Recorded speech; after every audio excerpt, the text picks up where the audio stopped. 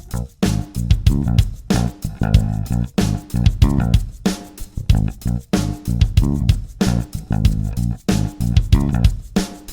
are nothing sacred.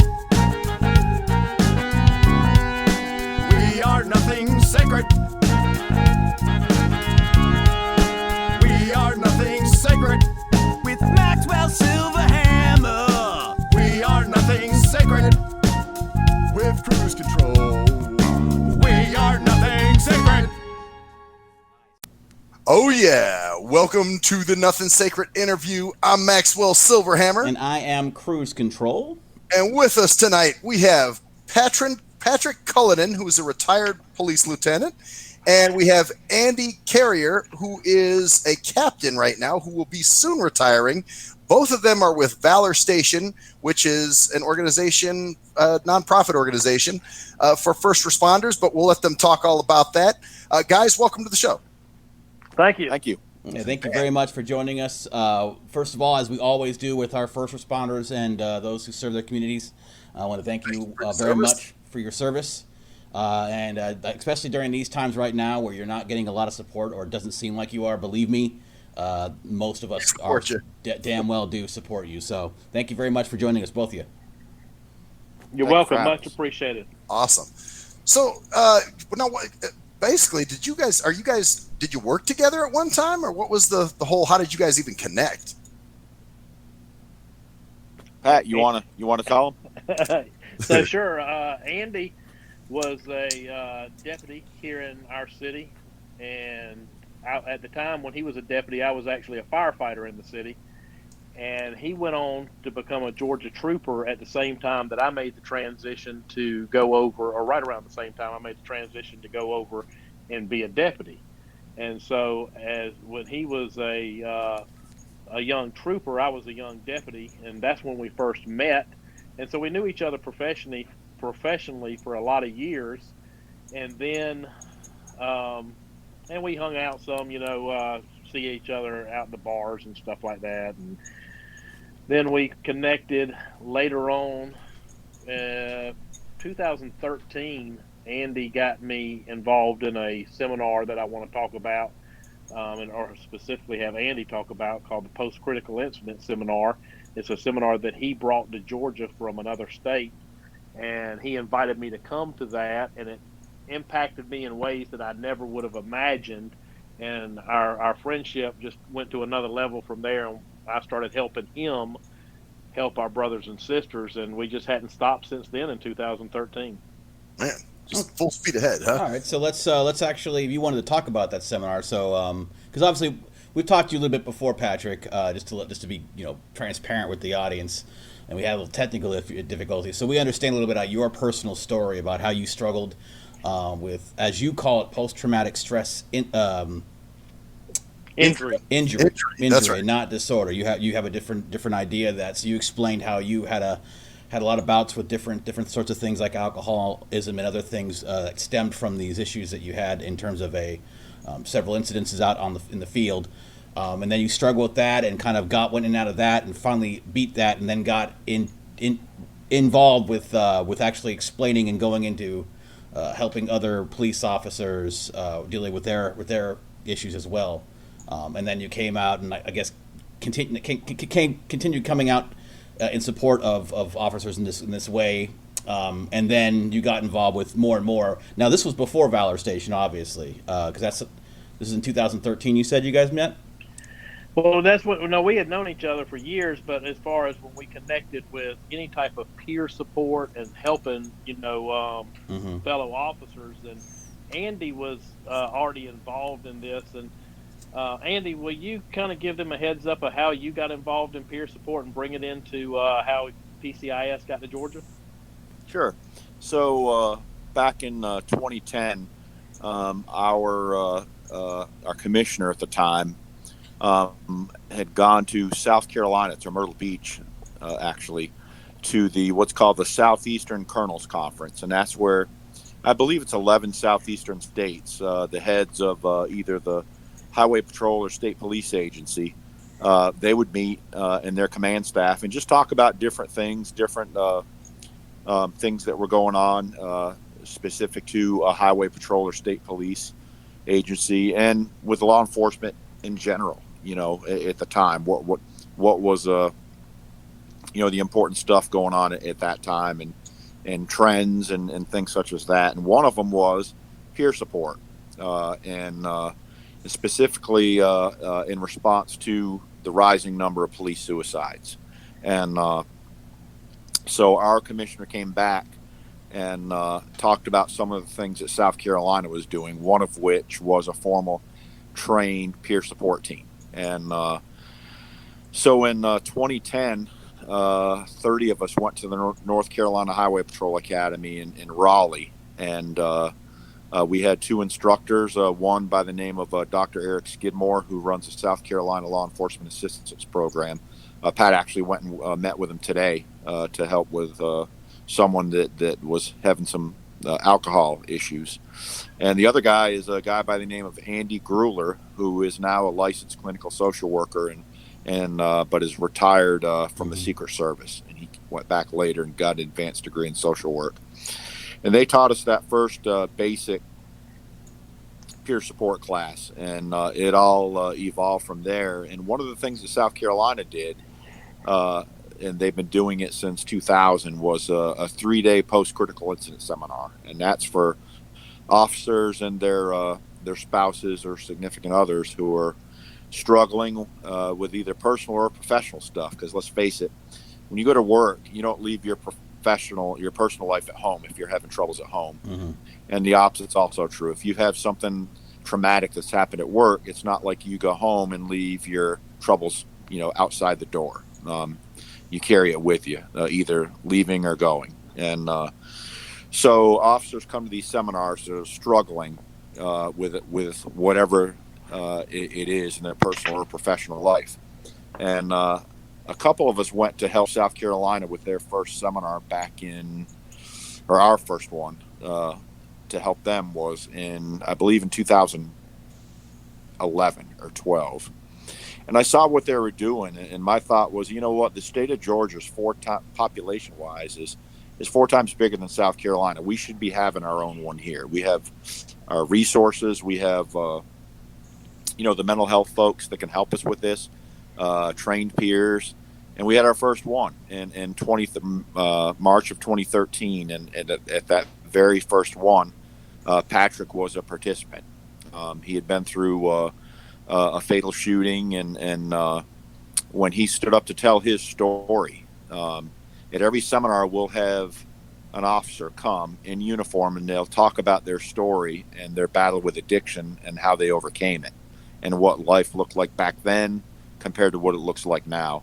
And when Patrick told his story, I said, there's our alcohol guy. It was that impactful to me, and he told it so well, and you could tell that he was in such a place that not only could he tell his story well, but he could help others as well. And then we got very close after that, and that leads us to where we're at today with Valor Station. So you have different, which is awesome, obviously, because serendipity, as I call it, right? But you guys have different specific people that you have who speak on specific types of things, like you. Patrick, you're focusing on more on the alcohol aspect of it, so you have different people that you have for those. Like, we need someone to talk about drug abuse, maybe, or other things like that, or how does that work? Yeah, so I talk about the substance abuse, but you're absolutely right. We'll have different people come in and talk about different issues. Like, we've got a guy named Aaron Back, who is a captain with the North Carolina Highway Patrol, that he does a relationships block, and it's fantastic. It's just one of those things that you sit on the edge of your seat and you're like, oh my gosh, that's me, and these are the things I need to do to help improve my relationship, whether it be a relationship with your children, your spouse, your friends, or whatever. So yeah, you want to elaborate on some of the other things, Andy? Yeah. So we have that seminar, the post-critical incident seminar, you have like Patrick just said, a relationships block of instruction. You have, and they go into the families and the different family dynamics and what happens at work. And when you bring things home from work, to the home life, what can happen. And as we said, Patrick talks about addiction and whether it's alcohol or drugs, it works the same way on the brain. And we have we'll have a psychologist come in and talk about cops, docs, and medication. So that's a huge stigma in general, but especially in our profession, is taking drugs like SSRIs, the Prozacs, the Paxils, stuff like that. That's considered a weakness, or it used to be. I hope it's not now, but if you took things like that was considered a measure of weakness to take those things. So we would have a licensed professional come in and talk about drugs, the whether it's benzos or SSRIs and things like that, and what they're there for, side effects, and talk about choosing a clinician. And one of the analogies that one of our psychiatrist friends talks about is the fact that just because someone has a bunch of letters behind their last name doesn't mean they're the authority on everything, and specifically they're the authority on you. So he uses the analogy, if you take your car to a mechanic and they don't do the job, you're not happy with it, you go find another mechanic. Well, the same thing holds true for doctors. So he explains that, and he really, I don't want to say dumbs it down, but for the lack of a better phrase, that's what he does. And he makes it so everyone can understand it. What's it? So cops, docs, and medication's another one.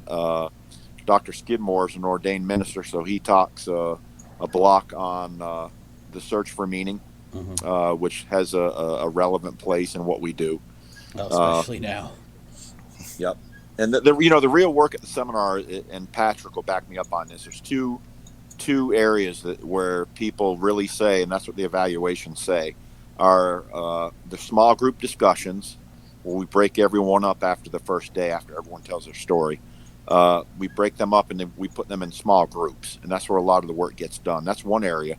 The other area is a form of therapy called EMDR. It's an acronym for eye movement desensitization reprocessing. It's for trauma, PTSD, and stuff like that, but can be used for a whole host of other problems.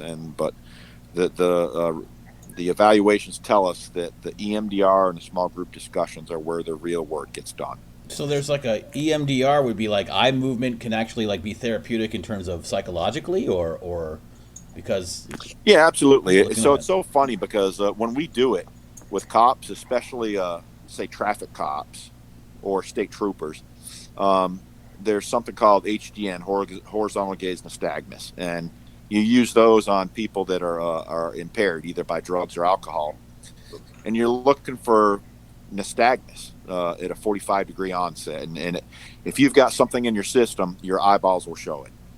Yeah, it's not that. The eye movement is supposed to replicate REM sleep. Yes, rapid eye movement. So science has shown us that when you're in REM sleep, that's when you process the past, whether it's the day before or maybe even years before. So if you bring up a memory, usually something that's dysfunctionally stored, it's usually something, say, like, as in with PTSD, it's that one thing within PTSD, that image, that sound, that smell, that can trigger some of these, trigger some of these bad memories. So you focus on that, and then you follow the fingers, you move the eyes, and it can unlock some of these dysfunctionally stored memories, and it just helps you process them. I mean, we could talk all night about that's incredible. how EMDR works. There was something I heard recently. I think it was on Randy Sutton's. I don't know if you guys have seen his YouTube, Voices of the Blue. Yep. That thing that he's doing. Yep. And he had somebody on there. The guy was with in that Florida nightclub shooting. He was an officer that responded to that. And he was with some, I guess, organization or group, and part of their therapy was to bring him to that club where all that happened. And he said it did more harm than good. And I know Andy was just talking about, unlocking those old memories and triggering off those things. So what do you guys think about that? Well, that's exposure therapy, a form of exposure therapy, and it's not, what works. So let's say I have a headache. I may need to take Tylenol, whereas you may need to take Advil. It's not a one-stop shop for everyone. Mm-hmm. So I think if you're a clinician, you have to be very, very careful when you're dealing with someone that has, sure enough, PTSD. It's fun. So you're talking about the Pulse nightclub shooting. Right. I did 2 years ago. I did EMDR with one of the first folks that went into that building, and it worked for him. And when it gets right down to it, EMDR is a form of exposure therapy. It's part exposure therapy. It's part talk therapy, because you go back to that moment. You have to go back to that moment, but hopefully in the end you look at that situation through a different set of lenses, as opposed to the ones you've been looking at that situation through. Interesting. Yeah, And Patrick, he actually tried some of this on you, didn't they, at some point? Yeah, so I was actually really reluctant about doing EMDR when I was first exposed to it in 2013 when I was a participant at the post-critical incident seminar. I thought, man, this is some quack stuff. And I never said that to anybody. I just thought it, and so I didn't do it. And even as I became a peer later and started getting very involved with PCISs, I started opening my mind to it. But I thought to myself, I feel pretty good in the places that I'm at with my shooting, and stuff like that. And so I just didn't think anything else about it. Well, then it hit me while I was at a post-critical incident seminar in Texas that probably one of the most traumatic events of my life was when my mother called me and said, "You either quit drinking or I'm taking custody away of your son." And I was a single dad at the time. And, my oldest son, Chase, he was my rock, he was my ride or die. And he was 12 years old at the time. And I couldn't believe my mom was telling me that. And so I got very angry. I hung up the phone on her. And then I ended up calling her back and telling her, I said, "I can't quit drinking. You're going to have to come get him." And she did. And I could have changed, that course at any time, but I just didn't know how to not drink and survive without drinking. And so I chose alcohol that night over my own child. And that tormented me for years. Even in my recovery, if I brought that image up of her picking him up, it just really ate at me. And so I thought to myself, I said, I usually see officers doing this EMDR over shootings and stuff like that. I wonder if I could do it over the image that I have of her picking him up and, basically me giving him up. And they said, "Absolutely, you can." And so I did it. And exactly what Andy said is still there, but I look at it with a different set of lens now. Mm-hmm. And so I went from being somebody that if I brought that memory back up, number one, I couldn't tell you about it because I'd feel like I had a lump in my throat so big that I couldn't even vocalize it. And number two, I would just have tears start coming out of my eyes when I brought that back up. Now I can talk about it to y'all. I know it happened in my life. I'm not proud of it, but I look at it totally different. Interesting. By the way, a quick funny thing that I just realized: you were a police officer, and your son happens to be named Chase. So anyway, I just thought that was kind of funny. And his name's Chase, and he's a state trooper. State trooper, remember? Yep. So he's trooper. Yep. Chase is on the chase. Okay, so moving along here, guys. So you guys met each other there in 2013. Obviously, you worked together since and became good friends. Now, when did Valor Station start becoming? Because you're both involved in that, obviously, right? Yes. Yeah. So, and who actually got who involved, and how did that start coming to you guys both getting involved in that from that point? Hey, Patrick, tell them about the vision that we've had all along before this even ever came to fruition. Yeah. That's good.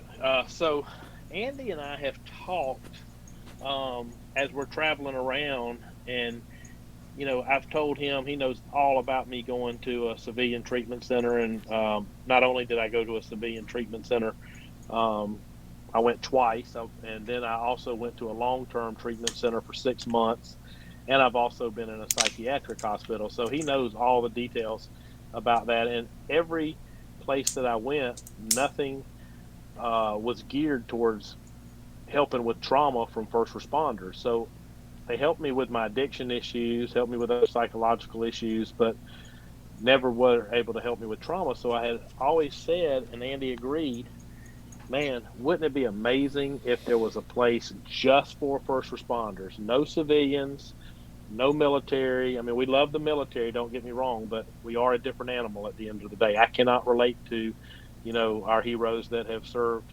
in the Middle East and served in the desert. I don't know what it's like to walk a mile in their shoes. And they're my heroes, vice versa for that, because it's different, like you said, different animal here. So right, exactly. So we've always said, how awesome would it be to have a first responders only treatment center somewhere in the country, and especially if it was somewhere, near us. And I can't tell you, it's like we bring it up and we bring it up and we bring it up, and we've always said the only missing piece of the puzzle that we have is the money to make it happen. And so Andy and I both live in the same city in Augusta, and there's a foundation here called the HALE Foundation, HALE, and they've been in the city for over 30 years helping men with substance abuse issues, just civilian men. And it's a long-term treatment facility where they ask for a 12-month commitment, and they have had great success of returning men to the mainstream of life, and taking men that were at their worst and making them productive members of society again. Well, they were looking at opening a full medical treatment facility, and they had a benefactor who is a recovering alcoholic that is financially well, a businessman, and he bought a former nuns convent in our city on 20 acres of land, with building the convent itself being 13,300 square feet with 30 rooms, commercial kitchen, a cafeteria, a library. I mean, this thing is set up to be a treatment center. It was a convent for 50 years, and it is it's probably one of the strongest structurally built buildings you'll ever see. Anyway, he bought this place and he gave it to the HALE Foundation free and clear. Well, they met some opposition when they were trying to get the rezoning for it to be a medical facility from some neighbors. The old "not in my backyard." Mm-hmm. Those people. Yeah, we want it, but not in my backyard. And so the facility didn't get voted on by the county commission for two reasons. Because the neighbors said that they were scared of who might be coming to their neighborhood, and number two, they didn't like the fact that the entrance to the convent had the cars would have to go through the neighborhood to get there. So when this failed, Andy and I were talking about it, and we said, man, what if they went a different route? What if they made this a first responder treatment facility, because it would address the main issue of who's coming to our neighborhood. Well, guess who's coming to your neighborhood? The same people that you call when you need help. Right, right. And so Andy and I went to Cliff Richards, who is the CEO of the HALE Foundation, and we said, do you mind if we come to your board of directors and pitch an idea that we have? And he's like, sure. Because they had already told us that they were just going to sell the property. Wow. And so we went to the board of directors of the HALE Foundation, and Andy and I had been talking for a number of years about how cool it would be to have this first responder only medical treatment center. And we told them the need for this, and they said, wait a minute, y'all don't have tons of these around the country? And we're like, no, we don't. And they said, we're all in. We see a need for it, we're all in. So they jumped on board full steam ahead, and since we had already addressed the number one concern of the neighborhood and the few opponents that were against it about who's coming to the neighborhood, we also wanted to address their concern about increased traffic coming through their neighborhood.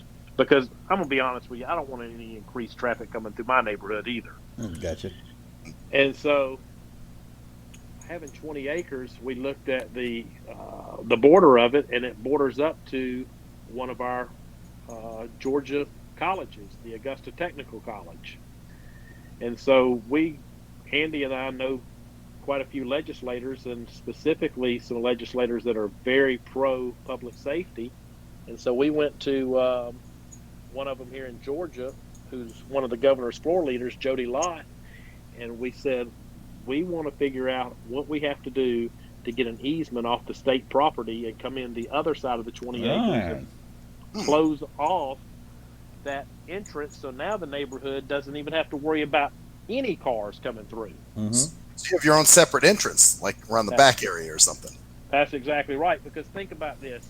The college already has tons of cars coming through. Absolutely. Right. Yeah, it's public. And so our added 20 or 30 cars a day, of staff members is not going to be anything to a university. So she came out there and she said, oh, yeah, absolutely. I'll write this up as a bill and send it through, the House and the Senate. And, if we get the approval, we'll get the governor to sign off on it. Well, that was moving full steam ahead. It got voted and passed in the House, and it was crossing over to the Senate when COVID-19 hit and shut everything down. And our Capitol was shut down, and so it just stalled along with every other bill in the state. Well, the legislators in Georgia have just reconvened this week, and it's my understanding that the governor said we need to take the priority bills, and since we're running behind because of the COVID-19, I need to know what are the priority bills that we need to make sure that we address this year. The other ones that aren't a priority we'll address in 2021. Mm-hmm. And I'm very proud to say that our legislators thought that our bill was a priority, and it made the list to get finished this year.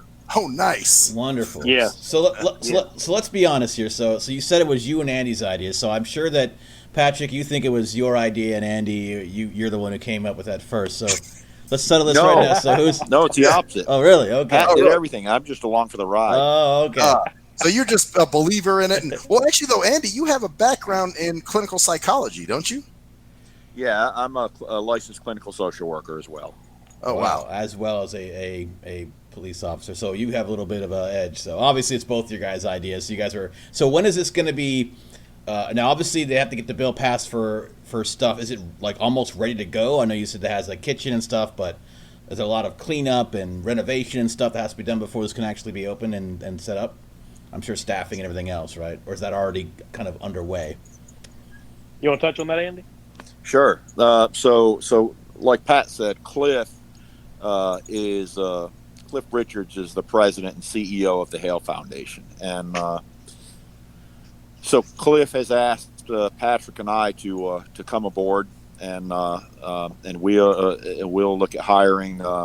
So this is going to be. It's not just going to be an addiction treatment center. I think that's what the people in the neighborhood initially thought, that there would be addicts, wandering the neighborhood and breaking in the cars. And I understand their concern, but when you think about it, the people that are coming to this facility will be people that they're already firefighters, they're police officers, they're dispatchers, they're working. Right. So what determines them whether or not they go back to work would be, directly correlated with their success in this program. So they're not going to be out wandering the neighborhoods. Like a relapsed junkie or something, right? No. Right. And it's going to be the co-occurring things, because oftentimes if you have depression, you have anxiety.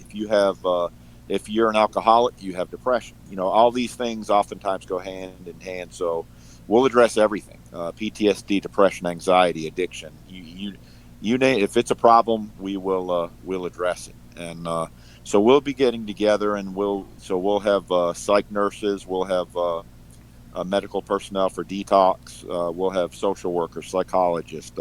We'll have a medical director, a clinical director. Mm-hmm. It'll be. We're hoping that what we've often said is that it'll be a model to the nation by the time we're finished. What about the secondary victims, like the family members? Like you had touched on earlier. Is there something for them there too?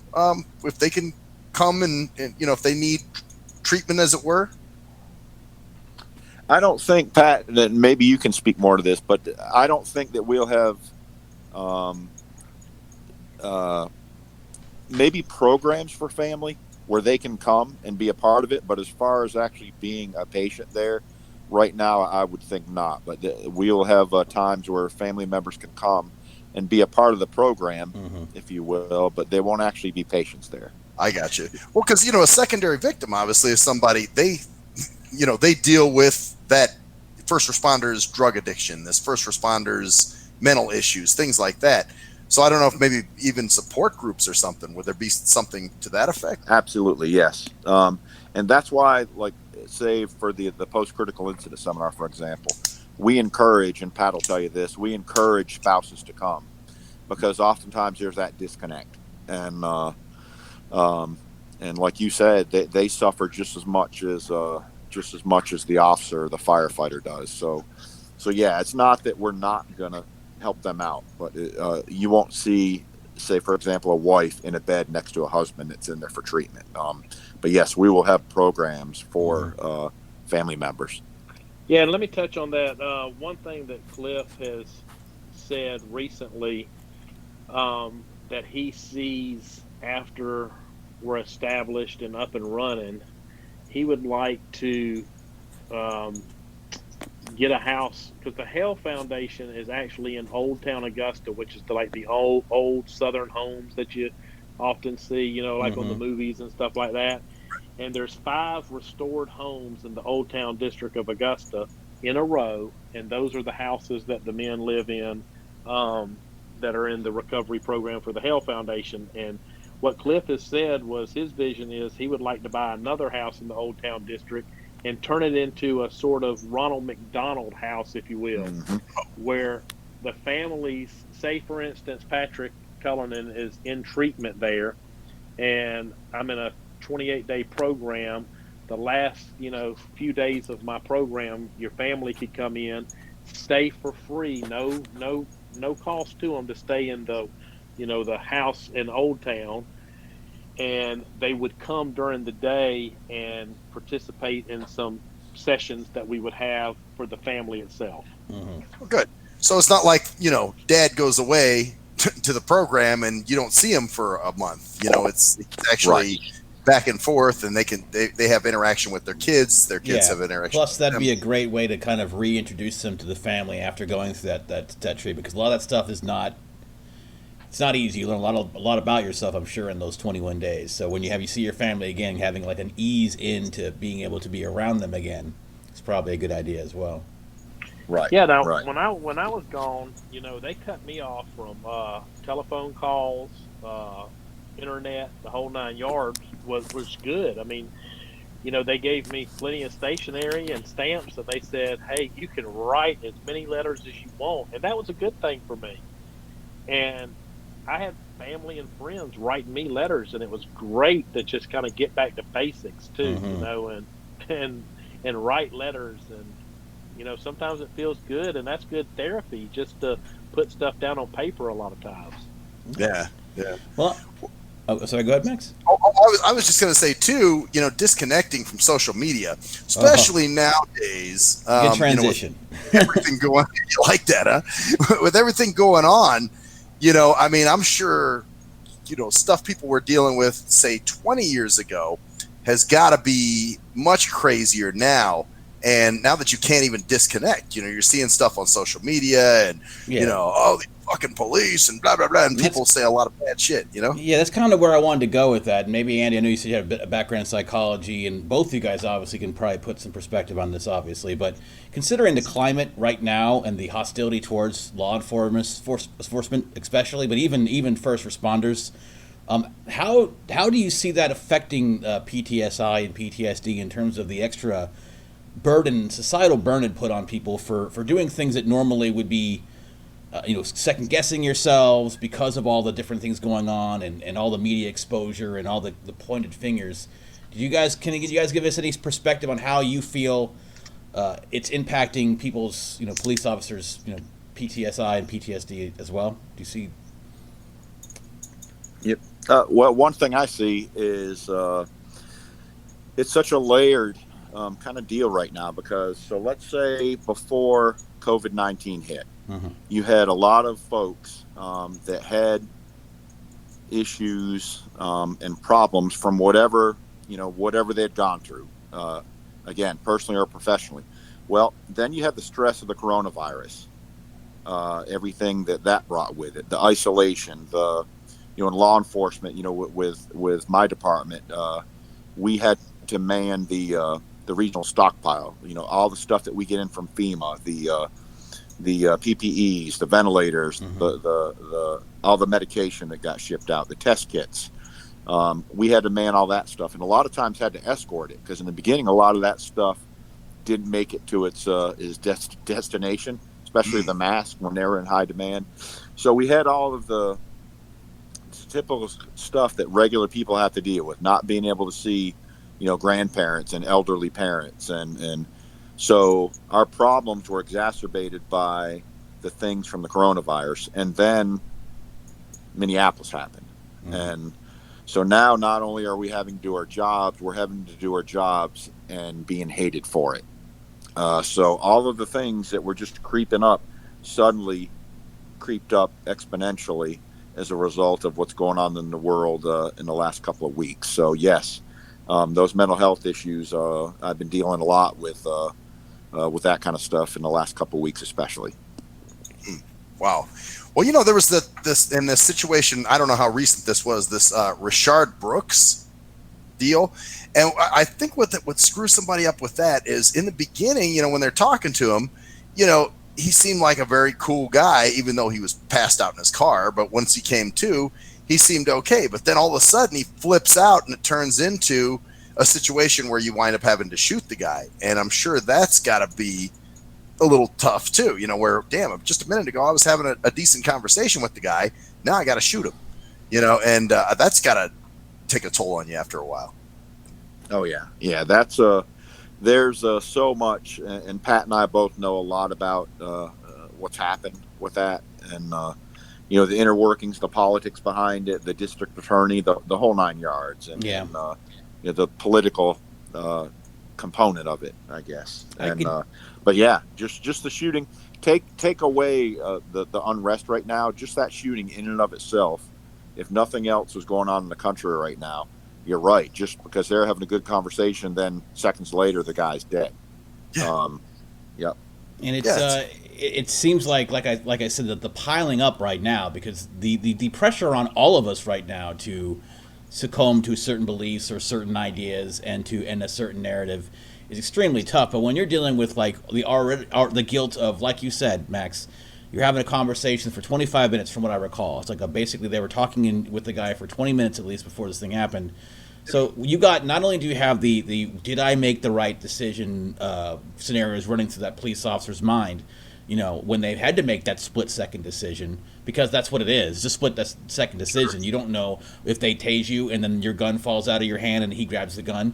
You have no, all these different things. But the point is, not only do you have that pressure on you, but then you have these memes and these stories of milkshakes being spiked and glass being found in food and shit like that, and just all this pressure built up on you after that. That has to have some kind of impact. So I would be very surprised if and also the resignations happening and the morale and all that kind of stuff. That has to have a compound on that, and I'm sure it's tough for both of you right now, especially getting support for something like Valor Station. Hopefully it's not going to deter anybody from supporting that, because that'd be a real shame. It would be. Especially when it's needed the most. Yeah, exactly. And I think, Andy and I have been saying this just over and over again in light of where we are in the climate right now. Valor Station is going to be needed more than it's ever been. Mm-hmm. I would think so. Well, then another added piece to that. I don't know if you guys saw the full video, but then there was that idiot that was going, you fucking pigs, you just killed them. You did, and of course, the guy didn't know shit. But there's a lot of this now going on where people are interfering with arrests and traffic stops and things like that. So, it's not just, oh, yeah, okay, me and the cops, now you have some outside asshole come running up, being critical, getting in your face. And that also too, I could imagine has got to be like, God damn, man, we can't win either way. Right. Yeah. See, we talked about this the other day, how, the general public believes that use of force is synonymous with police brutality. So that's to say that any level of force is police brutality. So our hands are tied. We can't. So just effecting an arrest is a headline now, it seems. Yeah, and it doesn't help that the actual statistics are actually pretty. I mean, obviously, I think everyone can agree that nothing's perfect. You're human beings going out and about patrolling and doing things, and there always could be more reform and different things that can be put into place. President signed something today that has some things in it. There's some other things that people have talked about, but the actual facts are actually pretty good in terms of police. 347 million, I think it was. We talked about this before, but I want to keep pushing this because no one's talking about it. 347 million interactions between police officers and the public each year, or the last year, I believe it was. And there's over 1,000 deaths from police interactions, from what I understand, from what I've heard the numbers are. Now, if you think about that percentage in itself, it's astonishing, because that's 347 million to 1,000. So all the times that people have to go and deal with these things, the vast majority do not end up in any of this. But we're focusing on this thing because of the narrative, because police bad. So that's equally as frustrating, or more frustrating, is that most interactions are actually positive, or at least don't end in a disaster, and no one focuses on that. And it's a massively high number too. Another way to break that down too is if you take those 347 million. If you look at the total numbers, there's roughly 900,000 police officers in this country. So you take the 347,000 interactions with police. How many of those are to where we respond to these folks when they're at their worst? And things aren't good. And still, you have these comparatively low numbers. Squeaky wheel gets the grease. We see these things on television.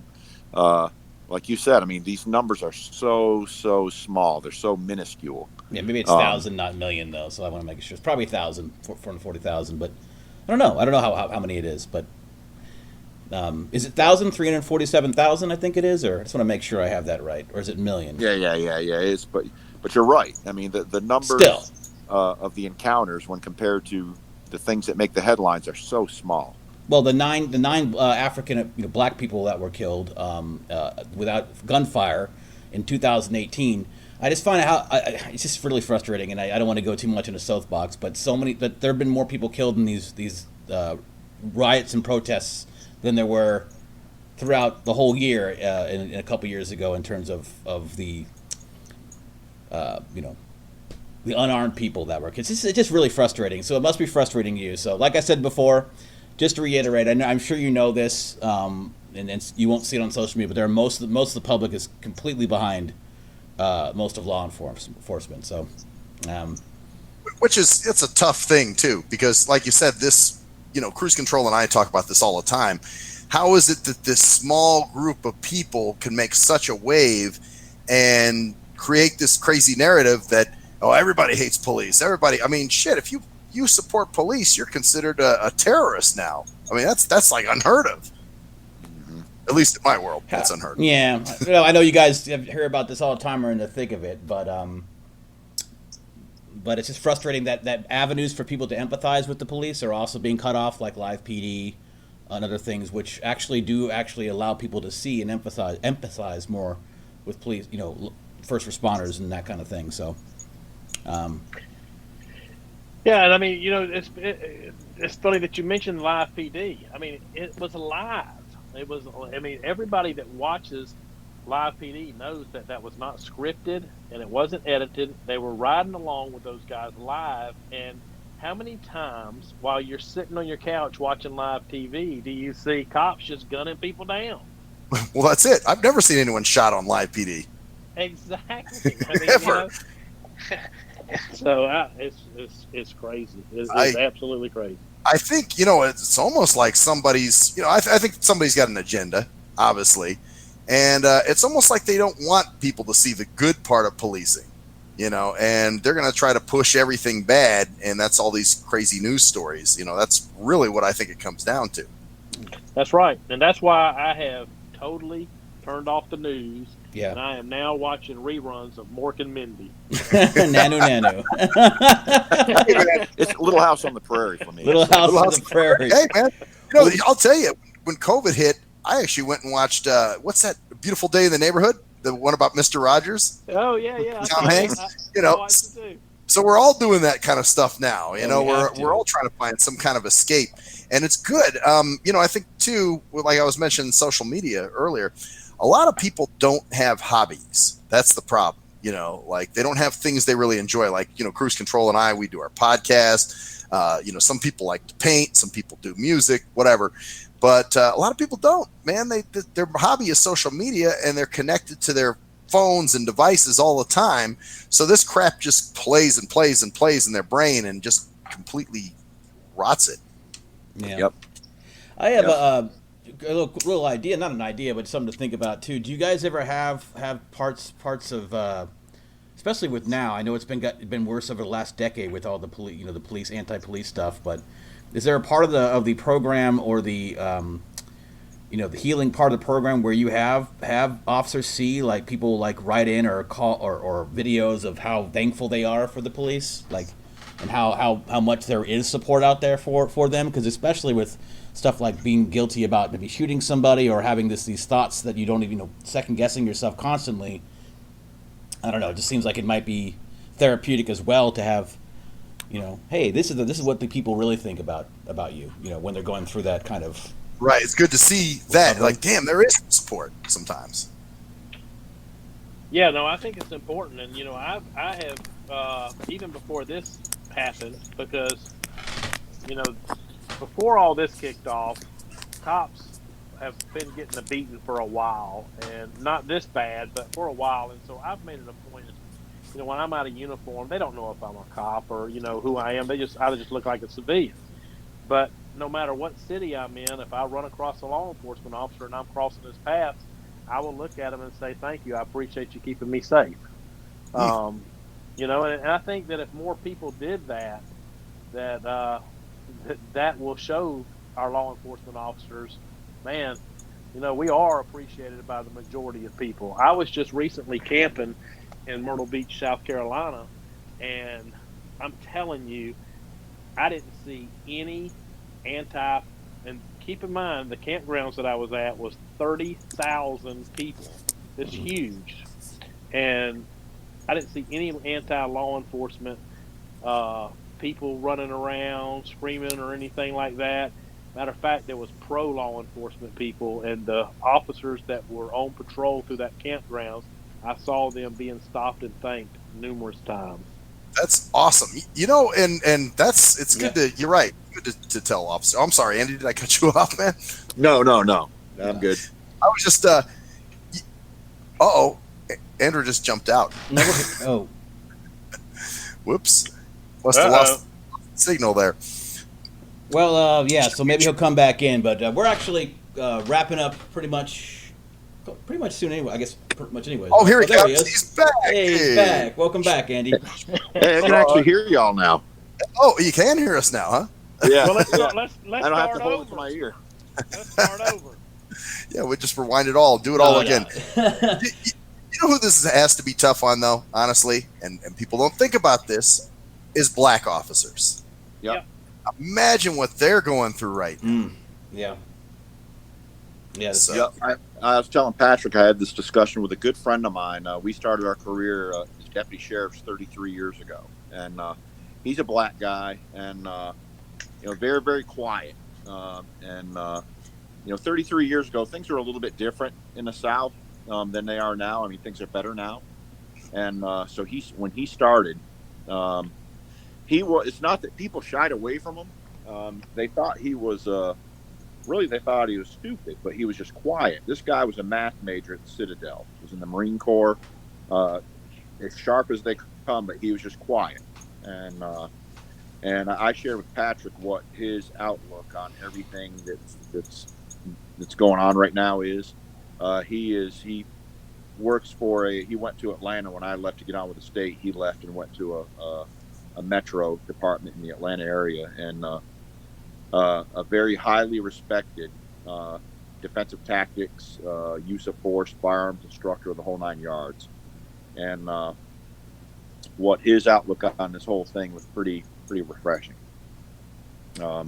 He said that, correct me if I'm wrong, Patrick, but he said something to the effect of he gets so sick of hearing the public opinion on people that have never worn a badge, never carried a gun.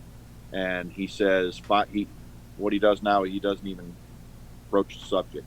Now he just writes it off as he feels like he goes to the doctors, he gets an x-ray, and then he argues with the doctor about what the x-ray says, and then when the doctor disagrees, he calls him a racist.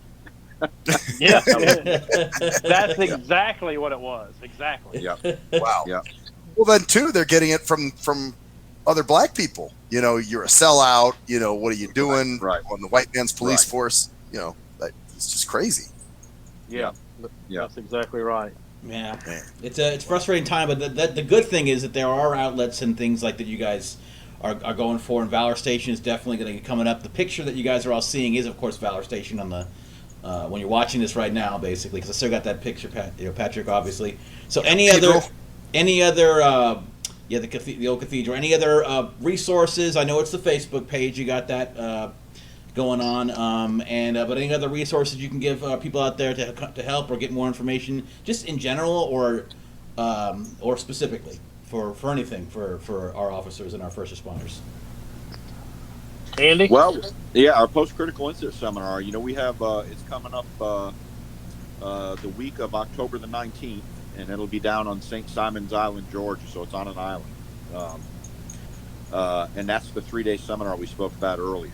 And we have folks come from out of state all the time. As a matter of fact, the first one we had here in Georgia that back in 2013 that Patrick was involved in, that was March of 2013. 4 months earlier, December of 2012, was Sandy Hook.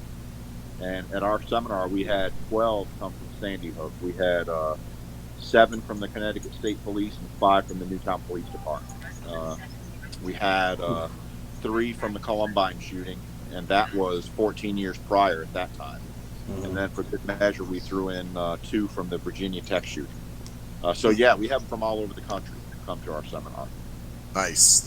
And also, you guys have 2 Facebook pages, Supporters of Valor Station, and just one called Valor Station, correct? Mm-hmm. Yes, the main Valor Station Facebook page is at Valor Station, and then we have a supporters group, Supporters of Valor Station, and that's where you can find out all of the current information that's going on and the progress that we're making to get Valor Station open. And right now it's on track to open first quarter of 2021. Nice. So it's coming pretty quick. Awesome. Yeah. That's great. All right. Well, you guys, thanks for joining us and taking time out to come on and tell us about Valor Station. Hopefully good luck in your success. I'm sure we'll have you back on again once you're up and running to kind of talk about some of what you've been doing and how it's been working out for you. So, again, thank you guys. Once again, you guys, thank you for your service. Andy, retiring soon, so you've been at it for a while. Thank you very much, and much deserved retirement. Certainly, hopefully, you're not like what's his name in Lethal Weapon, where he's about to retire.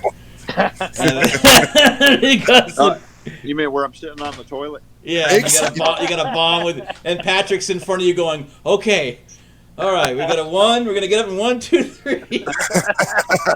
I'm thinking of the one where they're on the building. Remember, and he jumps off onto that whatever it is. Yeah. So, but anyway, that part where I've blown a toilet up before, but not quite like that. Just in a different way, from the inside, right? Oh man! Well, once again, like I said, guys, thank you so much for also, like I said, serving community, both of you, and also police officers or any first responders out there who are watching and listening to this. Thank you as well. Believe me, you guys are supported and you are valued for what you bring to the community and what you guys do. So just hopefully we can weather this and keep up the good work. So absolutely. Man, thank y'all for y'all's strong voice and support of all of our brothers and sisters, and we look forward to working with y'all and being back on in the future. All right. Absolutely. Well, thank you. Well, I guess, Max, we're done here. So I am Cruise Control. And I'm Maxwell Silverhammer. And that's the story there, bitches. See you later. Another second review.